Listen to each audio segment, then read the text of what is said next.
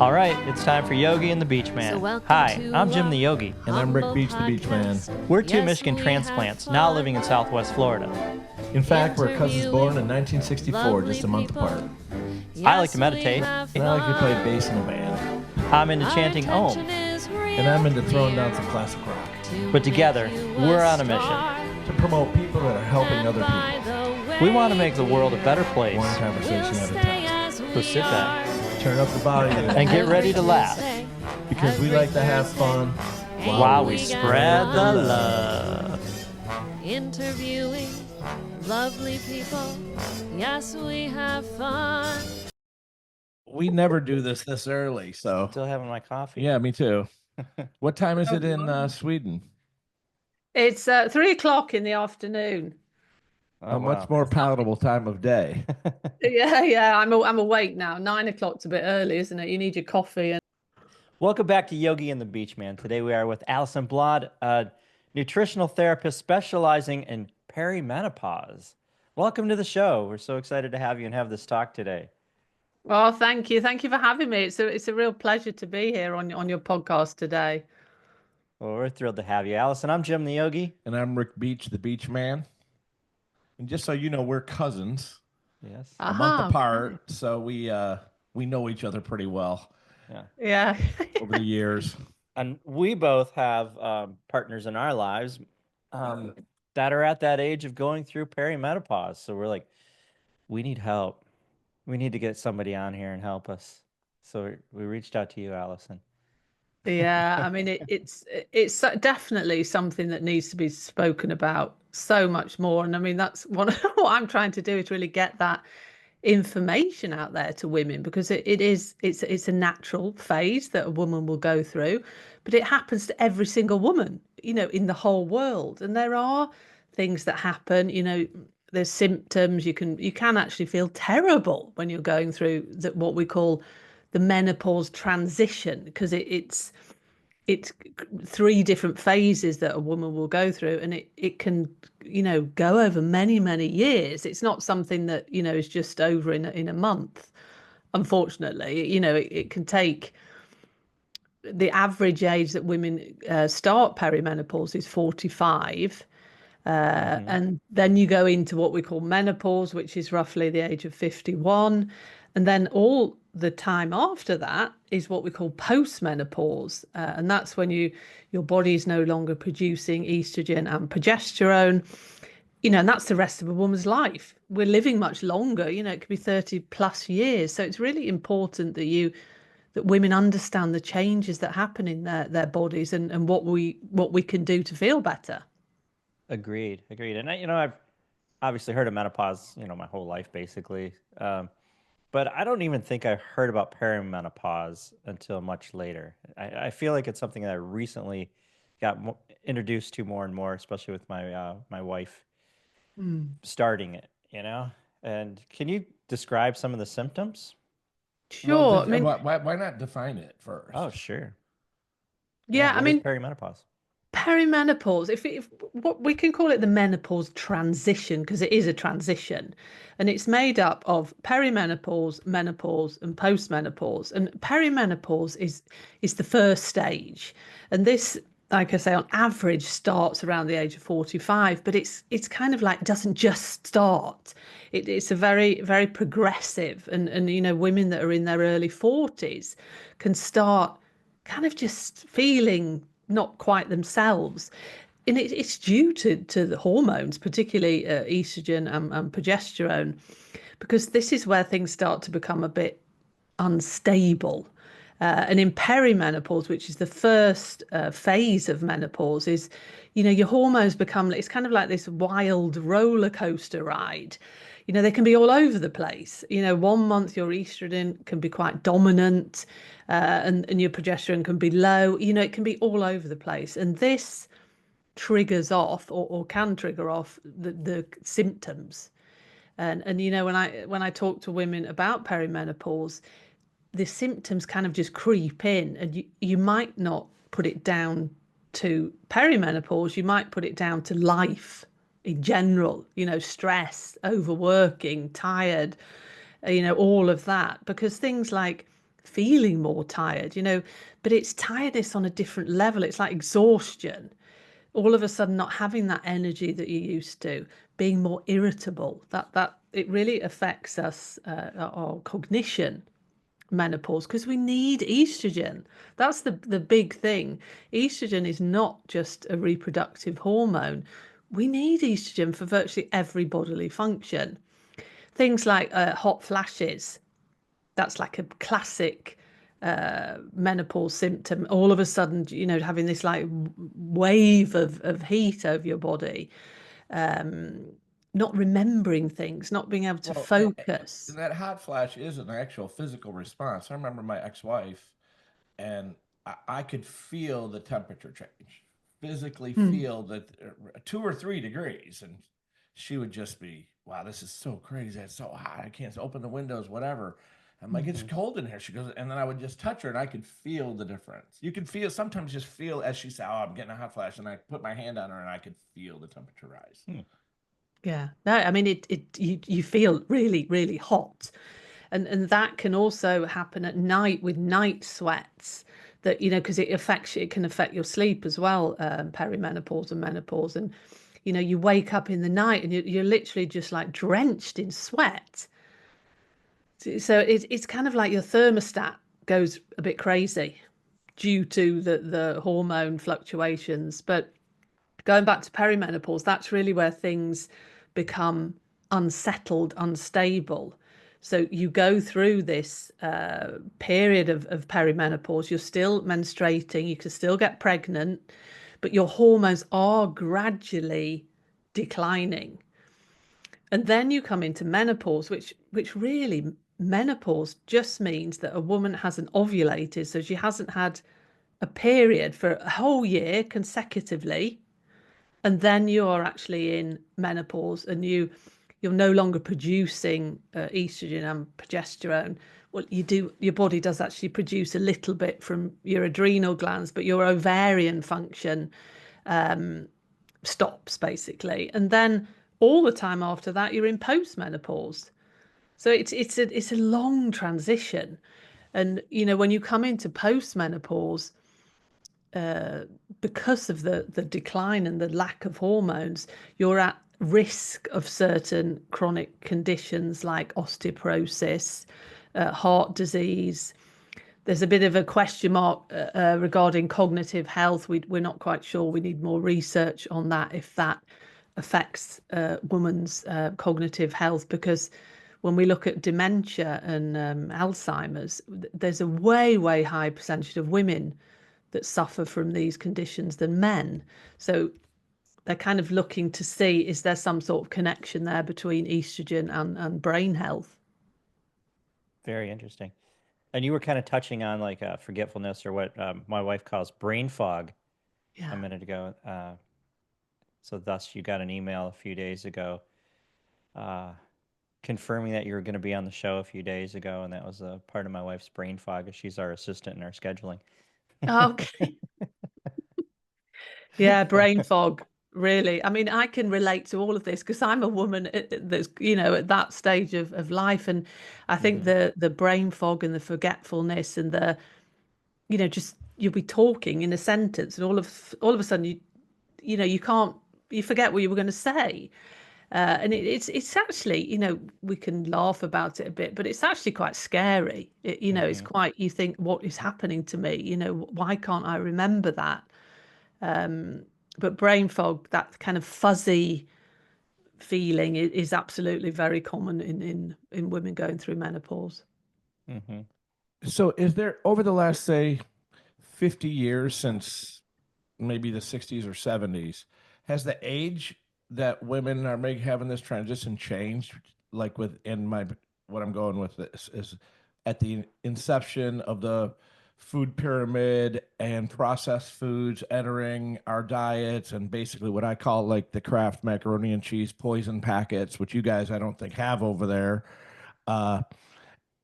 Is it different, or is it different like average ages or symptoms from women in Europe who don't get this processed foods like we get over here? Because so much, we're really, a lot of our podcasts are kind of geared toward health and nutrition and how you can get off the pharmaceutical bandwagon and that money train, which is all we are to the pharmaceutical companies, are just, the sooner we can get a customer for life, the better we are, whether that's at 60 or 6. And they really try to push these drugs all through, basically your entire life, as your parent starts off with the vaccines. But getting back to, have you seen is there studies from the 50s and 60s when women would enter menopause compared with now on any age differences? Because it's clear that as far as pubescent girls used to be adolescence, and puberty started 15, 16? Now it's hitting at 10, 11, 12 years old. Yeah. Yeah, I love what you just said. I totally agree with everything you said about food and medications. And yeah, I mean, great question. It's, when it comes to obviously the puberty and young girls are starting their periods way younger now than they used to, and that's another debate, isn't it? But as far as it comes to menopause, we haven't. I think that the main thing here is that we didn't used to live as long, did we? In general. So, women would die when they were, the lifespan, we've increased so much the lifespan that one of the things is that we're experiencing menopause much more now because we're living so much longer. Whereas a woman not that long ago would live till they were about 55, maybe 60, and then they would die. So they didn't have that long expansion of living through menopause. As far as research goes, there isn't, not that I've read, about how, if the age of women going into menopause has actually come down or gone up. That I've never read. However, a point that you made there about women experiencing menopause, something that's very interesting is that women that live in different cultures in the world, that more so where they're looked up to. So that they're, when they've gone through this transition, they're thought of leaders of the village. The older women are thought as being very wise. Everyone wants to talk to them. They're respected. They don't experience menopausal symptoms like women do in the Western world. So there's something there, isn't there, about how, because menopause has tends to have an aura of negativity attached to it, especially in the Western world. We shouldn't talk about it. It's just a phase. Just get on with it. Whereas in these cultures where you're kind of looked up to and it's celebrated, women don't experience or have problems with menopause like we do in the Western world. I mean, there's probably a lot there as well, isn't there, with diet and lifestyle, and probably living a much healthier lifestyle in tune with your body. But it's interesting. Are you saying they're not experiencing the same problematic symptoms of menopause or perimenopause as? Yeah, they just tend to have a better experience of it. They don't have, some women really, really suffer, but specifically in the Western world, and you can wonder what's coming in there that's making that. It's our lifestyle, absolutely. I believe nutrition, how you live your life affects how you will experience menopause. Mm-hmm. Well, in the last few years, I have really made a transition to, and have a firm belief that our diet as Americans here, especially when we are all fat and all pre-diabetic, 77% of Americans are pre-diabetic. It's just terrible. Shocking. So it really has to be the nutritional aspect. And over that couple of years, I have come to the belief that I think 99% of health issues can be solved with proper nutrition. You just have to know where to get that information, how to find and it's difficult because everybody, I mean, you can't go to your doctor. They're not going to, they don't know. They have zero training in this. So when they find someone like you and say, hey, I'm going through I'm 47 years old, my kids are gone, blah, blah, blah, and I'm feeling this way. an educated woman today would find someone like you and say, hey, I need help with the nutritional aspects on this, on how to have this estrogen replacement, basically, right? You want to crank that up. Now, like, we can go to the doc and get testosterone. That has its own side effects, but can a woman go to a doctor and get estrogen prescribed? And is that recommended? I mean, this is kind of menopause for dummies, because I don't know much. You're talking to two 60-year-old guys here. That's a great, I mean, it's a very relevant question. And, I mean, hormone replacement therapy, that is a huge discussion. And it's actually quite, you have people that are very for it. There's still a bit of a kind of uncertainty about it. We need more research. But it's happening. As in Europe, especially, there's been a bit of a menopause revolution going on. A lot of celebrities have got behind it, and they've done programs. There's a lot of books. So women have really started to say, you know what, we want support, we want help. And that is really, you see that in the amount of hormone replacement therapy that's being prescribed now, because there's some fantastic doctors that specialize in menopause, that really understand it and understand what is best for a woman. That said, it's a very individual choice. But there is hormone replacement therapy, which is estrogen, what we call body identical estrogen, because it's changed a lot over the years from how we used to. I remember my mother took hormone replacement therapy, and that was from horses' urine. So the pregnant mares, they used to get estrogen from their urine, whereas now it's what we call body identical, and it comes from yams. The yams that we eat. It's a personal decision, really, to go on hormone replacement therapy. Some women go on it, and it's fantastic, and it really helps their health. Some women don't want to, or some women can't because of health concerns, or the reasons that they don't want to go on it or can't because their doctor says that they can't. So it replaces your hormones. That is the only thing that can replace your hormones. There isn't any nutrition. If you see supplements or you see anything that says it's not true, it can't. You need estrogen to replace the estrogen and the progesterone that you've lost. But what I say to women is, get all the knowledge and information in front of you, and then it's up to you. You make that decision, yourself, on what suits you and what you want to do.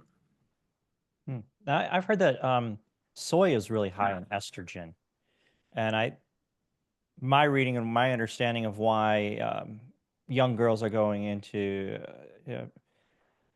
adolescence at a very young age is because they've been dosed with this high levels of soy products, soy formula, soy in our food.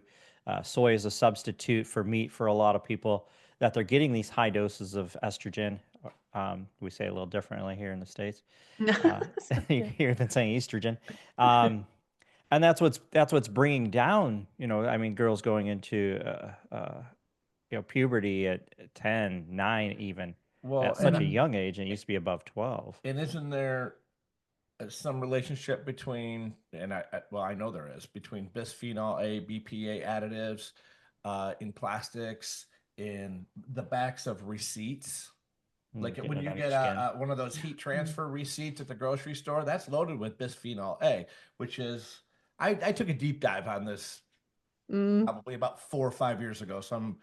But I was reading that, it's an estrogen mimicker.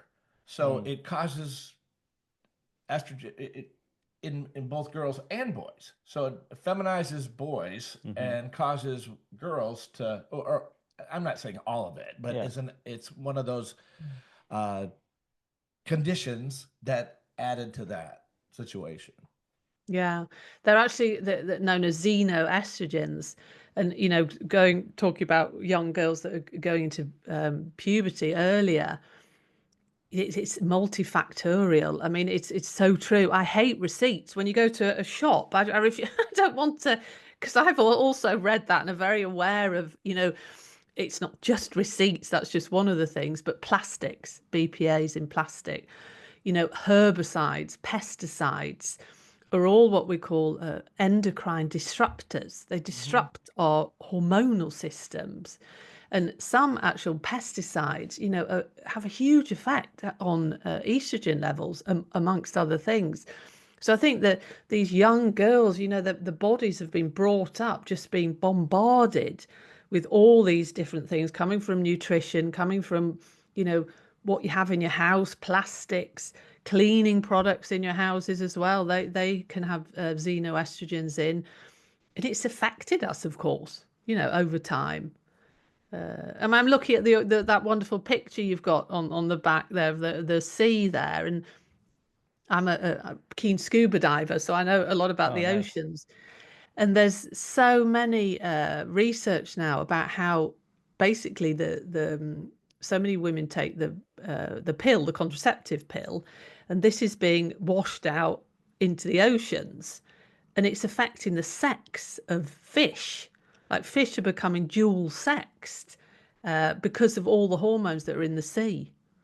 Wow.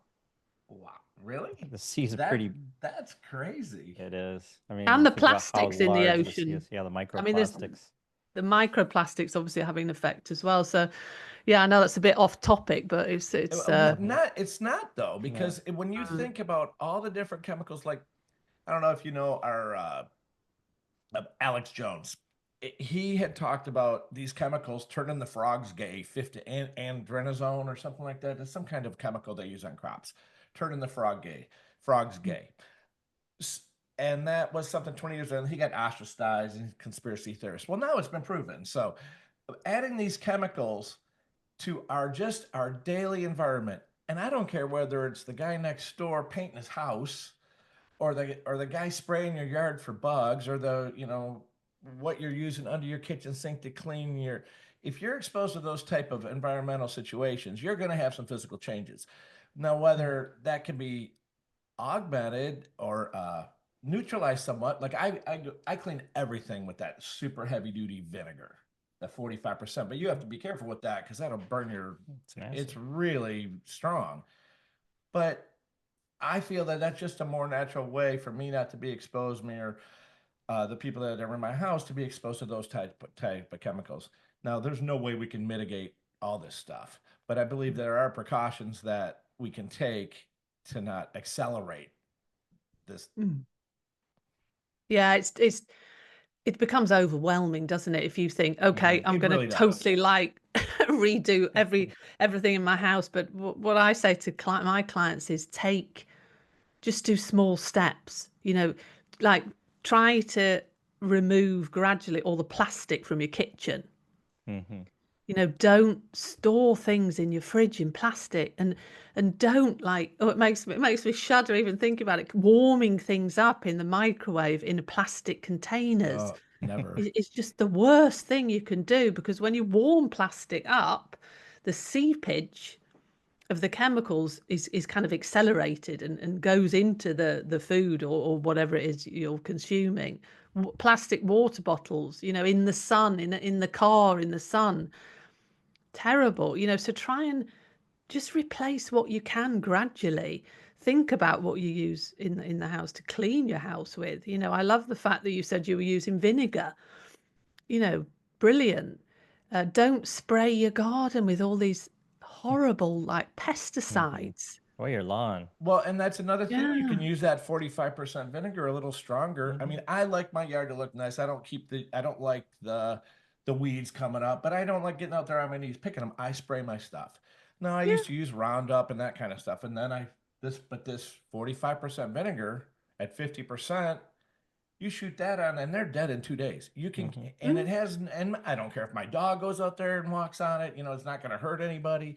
It's very I am not a tree hugger environmentalist by any shape, although I do respect the environment we all live in. But there are just so many better ways, once again, to mitigate our issues, especially if you have kids. If you have younger kids in the house, just being exposed to stuff like candles, fragrance candles, which are these endocrine disruptors. This is just my daughter Megan. she's 31. And about 6 or 8 months ago, she called me up, and I've been telling her about this stuff for years, but unless she sees it independently, Dad doesn't know anything. And but she did come across something and talked about all these fragrances, the candles, the sprays, the this, the that, the plugins in the wall, and they're all endocrine disruptors. She literally threw away every piece of plastic, every candle, and she had all these high dollar candles. She literally got rid of all of them and replaced everything with glass. And now I'm not saying everyone has to do that kind of drastic, but she's also attempting to get pregnant without success. So she's like, well, it can't hurt. I'm like, well, no, it can't hurt. You're doing the right thing by taking these precautions. But when is it too late? When do you get permanent damage from these type of environmental factors that we just live with every day, unless you're really educated to get them out of your life? I think it's never too late, is it? It's always, no matter, even if it's just a small change, it's never ever too late. I mean, your body, I think the human body is such an amazing thing, isn't it? All your body ever wants to do is just create homeostasis, just wants balance. And if you give it the tools and take away the things that maybe aren't so good for it, your body will feel great. So it's never ever too late to do anything to improve your health. So I have a question. It's my understanding women are born with a certain number of eggs and they don't produce more. Is that correct? Yeah. So is this perimenopause happening as the women's getting down to like their reserve of eggs? There's just a few left, and I was wondering about that too. Is there a certain, like when you're born, do you get like X number of months before you're going to start? And does that change? Is that how it works? Yeah, I mean, it's obviously individual, but women are born with X number of eggs, and when when they've gone, and that's it. So yeah, I mean that it's not that the egg, your lifespan of being reproductive or being able to produce children is that span, because most women will go into menopause starting with around the age of 45. It does vary where you live in the world, but so yeah, that's it really. It's not more complicated than that. You have your eggs and then you use them up. You ovulate every month, don't you, as a woman throughout your reproductive years. And when you come into menopause, that's where the eggs, there's getting a shortage of them. Right. So it's reasonable to say that if you're starting 2 to 3 years, 4 years earlier than what girls used to start previously, that perimenopause and menopause are going to happen earlier in life. True? Yeah, there isn't any. I haven't read anything about that, but I mean, when you think about it like that, then yeah, I mean, it'll be interesting to see in the future what happens with women with menopause, to see if it does happen earlier. I mean, I don't know. I mean, if I think about this just from numbers, I mean, let's say a woman hits sexual maturity at 15 and she hits menopause at 55, say. That's 40 years times 12, right? So we have 480 months. I got a feeling that when a woman has more than 480, I don't think it correlates that she just runs out. It probably finishes. Am I correct? Yeah, it's a very gradual. I mean, it's not like, oh, I've only got one egg left. Yeah, I don't. It. I mean, there's probably thousands and thousands like sperm cells, and then when I'm guessing this, I'm assuming, and then when hit menopause, they just kind of get flushed out, and that's that. I'm guessing. You're the labor and delivery. Jim's a labor and delivery nurse, so he knows what goes on down there much more than me. So. Yeah, and I mean, it's obviously that your hormone, the estrogen, all of the things that are needed for the reproductive cycle decline and stop. So, not only your eggs, you're not ovulating anymore, but you haven't, even if you had a few eggs left, your body might not be able to do anything with them because you've not got the hormones there to create anything. Yeah, but I mean, that's why they say, don't they, that women, really, if you think women after, I mean, this absolutely, you can still get pregnant in your late 40s, but it's a lot more difficult to become pregnant the older you get as a woman. You know, women are fertile in their 20s. That's really, I think, how nature meant us to have children when we were younger, because you need the energy and everything to look after them. It wasn't really meant that we would have children when we were in our later lives. Not that I'm saying that's wrong. It's a decision. It's a personal decision, isn't it? But Now, you're a nutritionist, and you're helping women through this transition with diet, with nutrition. Is that correct? yes, a diet, very individualized diet, depending on their health, etc. Lifestyle modifications, and also mindset. Really helping women, because some women really struggle going through this transition, and it's kind of like the next phase in your life. So yeah, nutrition, nutritional therapy, lifestyle, and mindset. And I'm actually an esthetician as well, which is a skin specialist. So I also help women with skin health, because that can, all of a sudden your skin can start going a bit strange as well through menopause. Poor women. Yeah, no, You it's guys not get it fair, rough from the really, is get-go, it? man. So as a guy, how do you help your partner through this? How do you support them? What changes should you make? What are all the things we can do to help out? Yeah. I think, the one thing that I see, and a lot of women ask me about, is they just wish that their partner was a bit more understanding, Hmm. and not to just kind of, and I get it, it's not easy, is it, to understand women's hormones and all of that. But I think acknowledging that, your partner is going through this, and trying to be a bit more understanding, and not just saying, oh, what's the matter with you? There's nothing wrong with you. Because that can really infuriate a menopausal woman. If someone says, oh, just pull yourself together, there's nothing wrong with you. That's a pretty dangerous thing to say.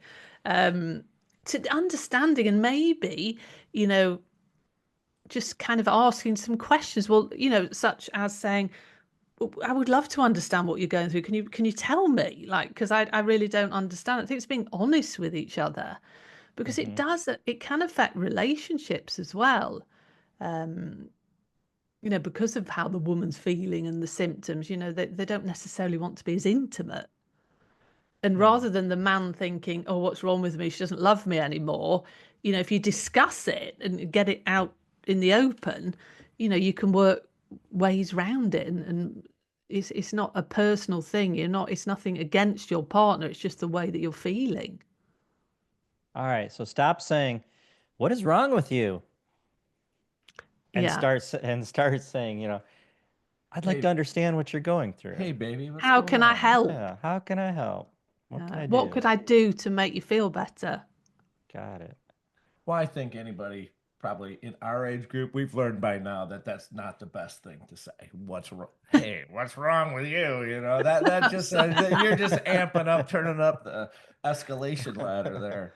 So obviously, there's different categories or intensity of symptoms. So if someone comes to you in their mid to late 40s and say, "Hey, I'm starting to feel this way," what I'm sure there's not a typical or standard type nutritional schedule you get them on, but what would be some kind of the go-tos to Yeah, I mean, mitigate? this goes back a bit to what we were discussing earlier, is, if you're only going to do one thing for your, I mean, this really is for health in general, but in particular, women as we age, and blood sugar balance, because again, estrogen is needed for many metabolic processes, and we see in women that they can become insulin resistant as we get older and we lose our hormones. So removing as much as you can, which I appreciate is not easy, processed, ultra refined foods from your diet. If you can do that, you will start feeling better, because it's just toxic food. We weren't meant to eat food like that as human beings. And when I say, processed foods, I mean looking at whole foods, at eating foods, when you look at it, you actually know what it is. That's a piece of chicken, or that's a piece of broccoli, that's whatever it is you like eating. But avoiding packaged food that has lists of ingredients on that you don't even know what they are. If I say to my clients, if you don't know what it is and you can't pronounce it, then you most likely shouldn't be consuming it. And it's difficult. I'm certainly not saying this is easy, because we live, in an environment where these sort of packaged processed foods are everywhere.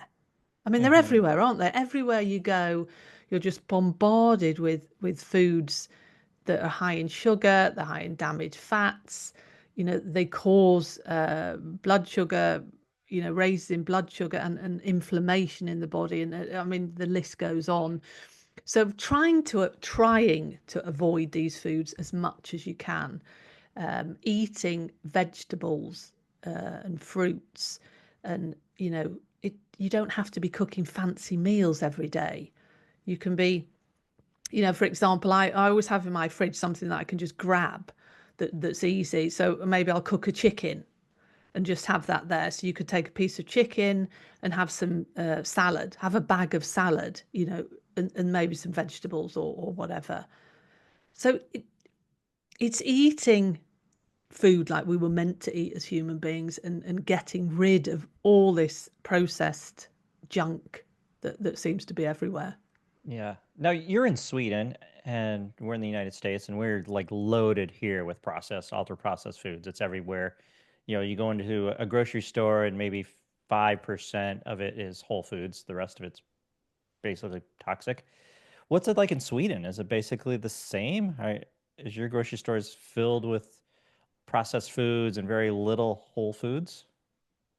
Yeah, unfortunately, it's certainly maybe not all over the whole world, but it is in many countries. And I don't think that Europe is as bad as the US, but I mean, it's certainly there's a huge amount of processed foods. The best thing to do, which when I go shopping, is you just stay on the outer rim of the supermarket, because then you've got like all your fruit and veg, your fish, your meat, butter, and all of that. If you go into the middle bit, that's where it's just all processed foods. I don't really Sweden is, in general, there's a lot of fresh produce, and I know in Europe that quite a lot of things that are that you consume in the US are actually banned here in foods. Yeah, we're all about, getting our toxic level up to make us stronger and more macho. Well, it really is, but it's hard to. I don't think you would find one other than maybe a jar of mayonnaise or something. You're not going to find any processed foods in my house or Jim's house, and that's just the way we shop and the way we live. But for the mom who's going to the grocery store, it not only is difficult, it's really expensive. It costs more. It's cheaper to just eat the crap in the boxes, the rice-a-roni, and I call everything with those little powder things, the poison packets. But over the course of time, it just becomes a lifestyle. You don't want to eat that crap. You're not going to pick up a box of Hostess cupcakes anymore. If I want a cake, I'll make a cake. My girlfriend is a fabulous chef. She'll get out the flour and the sugar, and we buy good quality organic stuff. But you can buy a pound of flour for $3 or whatever it costs, and organic flour is $4.50. You take that to scale across your whole diet, and you're spending 50% more on food, which I probably do. But the health benefits far outweigh the monetary costs. Yeah. Yeah. It's a choice, isn't it? But tell that to a family of 4 or 5, a mom with 3 kids who can pick up a $7 frozen pizza. It's kind of hard. I get it. Money's tight. The economy's not like it. Well, it will be again soon, hopefully, but that's a different day. But it's tough because like you said, stay around the outside of the grocery store. I said this to Jim. I heard it somewhere months ago. If your grocery store has a health food section, then what is the rest of the grocery store? Not a health food section, an No. unhealth section. Yeah, I mean, and I do, I'm certainly not saying it's easy for people. And I totally, realize that people haven't, maybe got the financial, the economy to go out and buy all these whole foods. But it really doesn't that shouldn't put you off, because you can also, think about, vegetables, certain vegetables like your carrots and cauliflower and cabbage. They're quite reasonably priced. Mm-hmm. True. So you can always make small like alterations, rather than buying everything that is pre-packaged. Think, well, I am actually going to introduce some vegetables, because not all vegetables are expensive, are they? So there are ways round cutting the cost down and still eating healthily. I think some people maybe use that as a bit of an excuse, because obviously it takes more effort and more time to eat I guess I healthily. agree. I guess I'm thinking really the difference between the just normal GMO stuff and organic. When you go to that Yeah. next level, that's really what I meant, more so than just going to, because certainly you can buy broccoli and chicken breasts and eat in a loaf of sourdough bread and have a pretty good meal Yeah. uh, for a pretty minimal cost. Yeah. And if you're making lifestyle changes, they say our recommended amount of meat is like 3 ounces, and most people eat, 3 or 4 times that amount of meat. So if you cut down on the amount of meat you're consuming, cut down on some of your alcohol, cut down on some of your other habits that aren't good for you, maybe ice cream runs or stuff like that,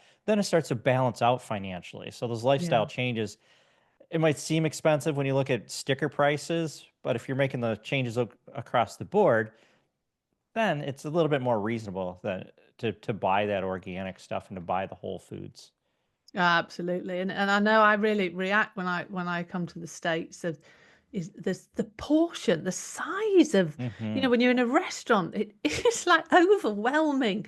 The amount of food that you get on your plate for one person is quite, I find it quite shocking. Mm-hmm.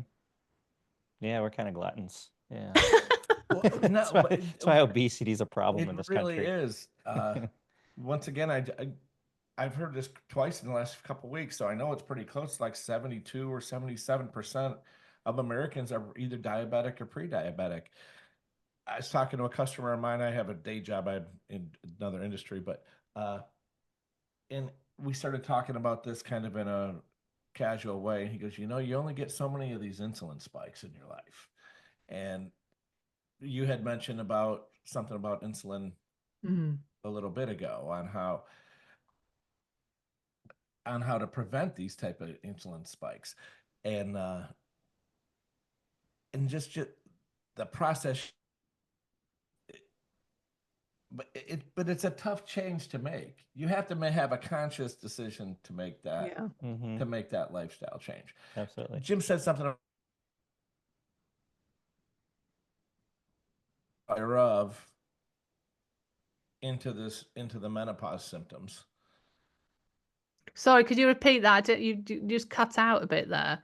Alcohol use. Jim said, hey, if you're making these lifestyle changes, and cut out alcohol or limit it or whatever, and then I thought to ask you how. I suppose some women, to mitigate their symptoms, would maybe, hey, want to maybe have an extra glass of wine or something like that. What is your thoughts on alcohol use during this time? Yeah. What I say is alcohol is not the friend of a menopausal woman. It really isn't. And I always say to women that are younger, if you think that you're going to be able to, have that odd glass of wine in the evenings when you come into menopause, it becomes quite a shock, because you just can't handle it.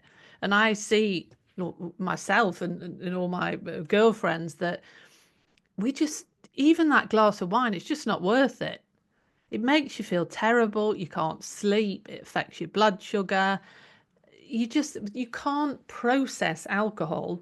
The enzyme that you need to process alcohol doesn't function in the same way as it did when you were younger. And because of all the hormonal, the metabolic changes happening during menopause, you just can't tolerate alcohol anymore. And it's a shame, you know, everyone likes a nice glass of wine, which of course you can still have, but it can trigger off, you know, symptoms. It can trigger off hot flashes. You know, weight gain is another issue that a lot of women have during menopause because of the hormonal changes.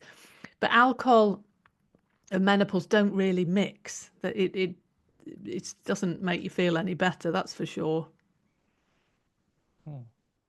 It makes sense. I mean, alcohol overall is, kind of destructive to our overall health and mental capacity. But what other things can we do as men to support women? There's the trying to be more understanding and not, what's wrong with you, why you're going through this. So there's that understanding part. I guess I'm answering my own question here. Maybe providing meals that are more whole, along the lines of whole food when we're cooking and providing the meals.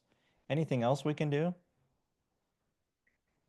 Yeah, a big thing there with cooking, you know, I think a woman would really appreciate it if their partner says, I'm going to cook you a nice, you know, wholesome meal here with lots of protein that we need as women, and fiber and healthy fats. All of that would be really appreciated. What else can men do? I mean, that understanding is the biggest piece, really. Mm-hmm. Are you saying Um, women need more protein as they're going through this? Yeah, we don't eat enough protein as it is, but when we come into menopause or when we age as women, we lose muscle mass. Mm-hmm. So we really need to look after our muscles, eat enough protein for blood sugar balance, for satiety, and also, you know, to keep our muscles and bones strong, because all of these things are affected due to the decline in hormones. So protein is a really big thing there. But I think just really, you know, helping your partner. And you can make you irritable. It can like make you quite moody. But I know this isn't easy. I'm not saying it's easy, but rather than, you know, really being very reactive if your partner's in a bad mood or whatever, just try to be more soothing and calming and go up to her and say, you know, I understand you're going through a tough time. Is there anything I can do? Rather than becoming irritated yourself. Yeah, that Yeah, totally makes it's sense. that understanding piece and cooking like nice meals and just being there for them, really, rather than thinking, you know, what's the matter with you, and which happens a lot. I have people talking about it all the time, and I was on a podcast recently for it was a lawyer firm, because they'd seen a huge increase in divorce. They've specialized in divorce, but it was always in that age group of women through menopause. So they wanted to like understand menopause a bit more, because they'd put two and two together and realized that most people got divorced when the woman was going through menopause. Well, A lot of hormone fluctuations, a lot of mood swings, and I can see it being challenging, can be challenging yeah. to And I think mitigate you that. kind of also as a woman, I can relate to this. As you get older, this obviously isn't just menopause, but there's something that happens that you kind of start to look back on your life and think, you know, what have I actually done? I want to do this. I've been caring, because we tend to be the carers, don't we, women? We look after everybody. And you as you age and maybe your children have left home, you maybe have more time, you really tend to look back and think, what am I doing? I'm actually don't want to be here. I don't want to be doing that. I want to go to Australia and drive across Australia in a camper van. You know, some women do some amazing things. All of a sudden, just leave everything and go off and Yeah. do what they've always wanted to do. Hit that bucket list for sure. Yeah. Well, it sounds like what it all comes down to is what it always comes down to. It's just diet, exercise, and just some common sense. And yeah, from the kind of guy side of thing, another thing I was thinking, what else we could do to be supportive is maybe set the example. You know, get off the couch and let's say after dinner, hey, honey, let's go take a walk. Get out of the house, get some sunshine, Mm. get Mm-hmm. moving. Mm-hmm. And especially because especially in the American culture, it's pretty static. There's Mm. not a lot of there's a lot of fat people that could, use a mile walk after dinner. And as men, setting the example for your partner, say, hey, let's get out of the house and change the scenery. Things that doesn't cost anything. Let's just get out of here. Go. We're fortunate enough to live just a few miles from the ocean. Oh, wonderful. Stuff like that really can have a big mindset difference, especially Yeah. just sunshine. And we Mhm. live, being in Florida, we have plenty of that.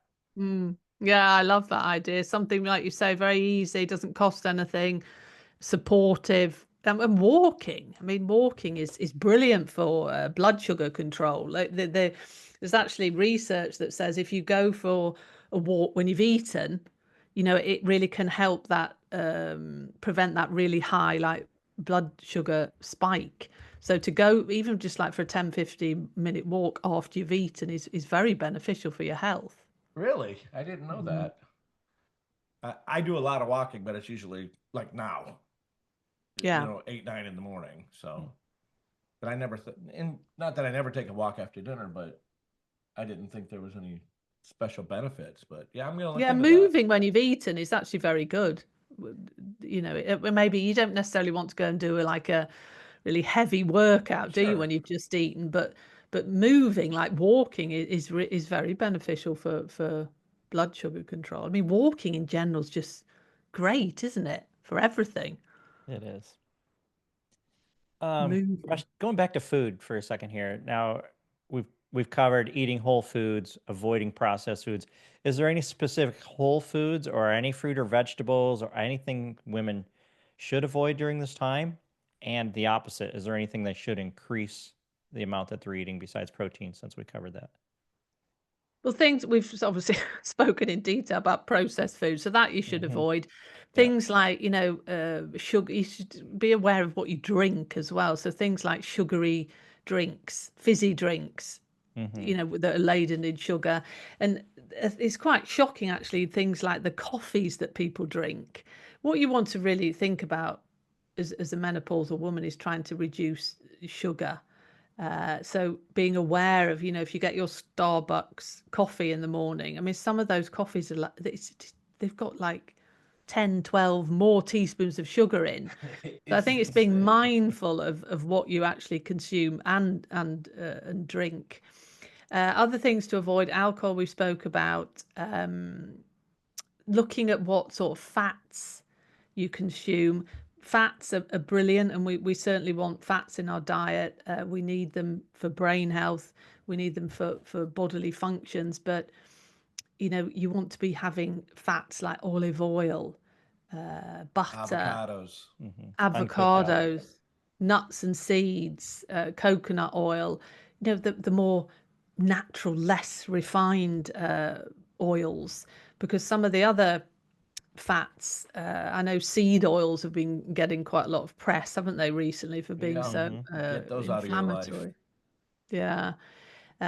Ultra processed oils can cause inflammation, and that's certainly not something that you need when you're going through menopause, because you just become more, because there's so much going on, you don't need these added things to cause inflammation in the body.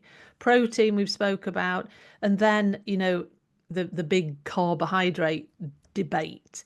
I'm not anti-carbohydrates. It's the what sort of carbohydrates. Thinking of removing like what I call the white products, like your white flour, white rice, white pasta, and replacing them with whole grain, products that have fiber, like brown rice, brown pasta, etc. Because we need fiber, Jim and eats we a lot don't. of Yeah. Jim and his wife eat a lot of sweet potatoes, which are not my favorite. I just don't Mm. like them. I will force myself to eat them because I know the benefits. But I've been begging Jim and asking him many times, is there anything good about a real potato? And he continues to say no. And so I continue to not eat them, but I really love them. So I'd like you to, is there any health benefits that outweigh the derogatory benefits of a regular white potato? It's kind of, potatoes have been a bit villainized, haven't they? And I Mhm. think it's a bit unfair, really, because it's not the potatoes' fault. It's really what we've done to them. You know, a bog standard potato, okay, the glycemic response is maybe higher than some other vegetables, but if you compare a potato to a bag of like crisps, chips, or you can compare like a normal like potato that you've just boiled to like French fries that have been cooked in damaged oils and everything. It's Mm-hmm. and then we cover them in like mayonnaise, or that's what we do to a potato is what makes it not as healthy. But having in Sweden, they have in the summer, the new potatoes, the fresh, small, they're absolutely delicious.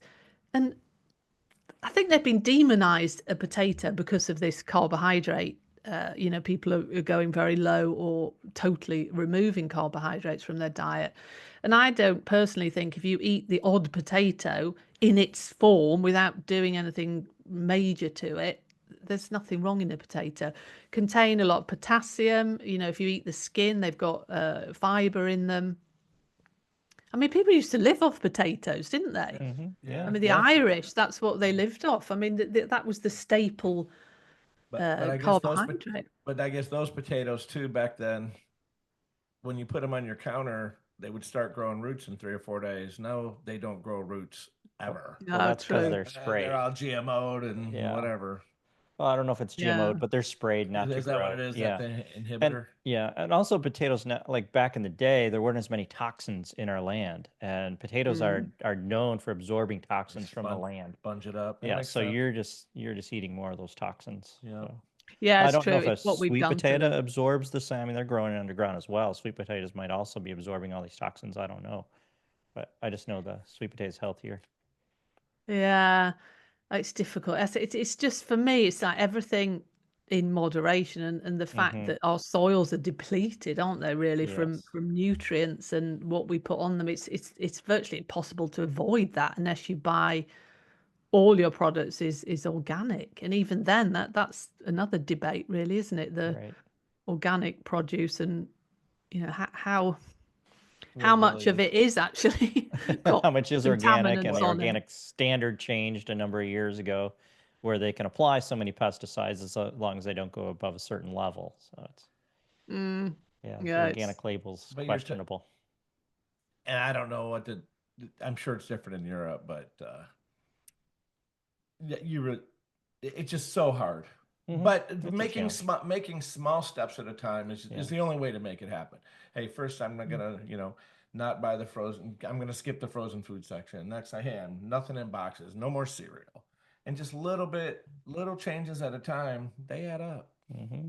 Yeah. Yeah, they do, and they stick, don't they? Rather than trying to overhaul everything, Yeah. if you Yeah. just do even just one small thing a week or a month, Mm-hmm. like you say, don't eat cereals, for example. Try something else, have something else, and just do that for a month. Get that habit in place, and then put in something else in place that you want to change. I think if you try and do everything at once, it just doesn't work. Then Mm-hmm. after you get this kind of mindset, then this stuff doesn't be. It's no longer appealing. You don't No. want to go down and get the rice-a-ronis and the Mm-hmm. the things out of the box and the hamburger helper and stuff. And I was in the store just yesterday, and there was a lady in there with the whole grocery cart full of boxes of just junk, and I felt sorry for her. Mm-hmm. I really did. A lot of people don't know. Yeah. But No. you can't go up to someone and start lecturing them on their food choices. Standing in in Not line at the really. grocery store. Let's look at your food labels. Yeah, I mean, but there is an app called Yuka I use quite often, and Yeah, you're probably I'm familiar aware with of that. That works great. and which I use quite often if I have to go down the packages aisle. Yeah. Mm-mm. No, that's We- it's a good that app Yeah. actually. We had a guest recently that said, if I just do one sit up a day, so that was kind of his theme, just one sit up a day, as in one small change a day, then you're moving in the right direction. I just love that. I want to get Yeah, just do absolutely. one sit up kind of t-shirt would be perfect. Yeah. Yeah, one sit up. And it's small changes that make all the Mhm. difference long term. Yeah, it does.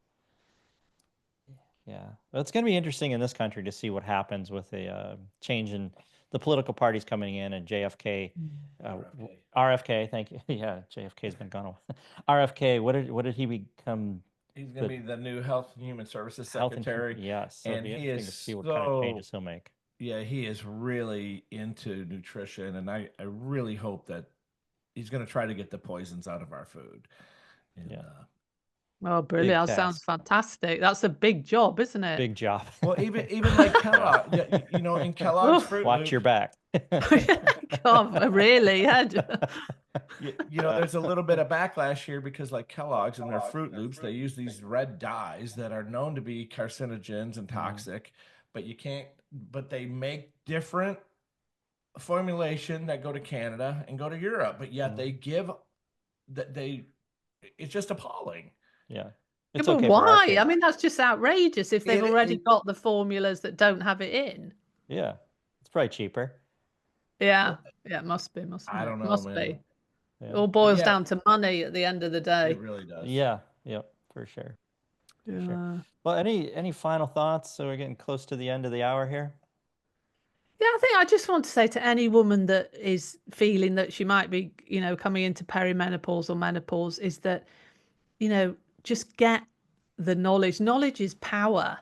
Once you understand what's going on, it's not as scary and you can take action and you really don't have to struggle on your own. There are so many things that you can do to really, improve your transition through this period. So understand what's going on is the main thing really, and then to take action and don't just suffer because you really don't have to. And where would you recommend they get this information? What's the best sources?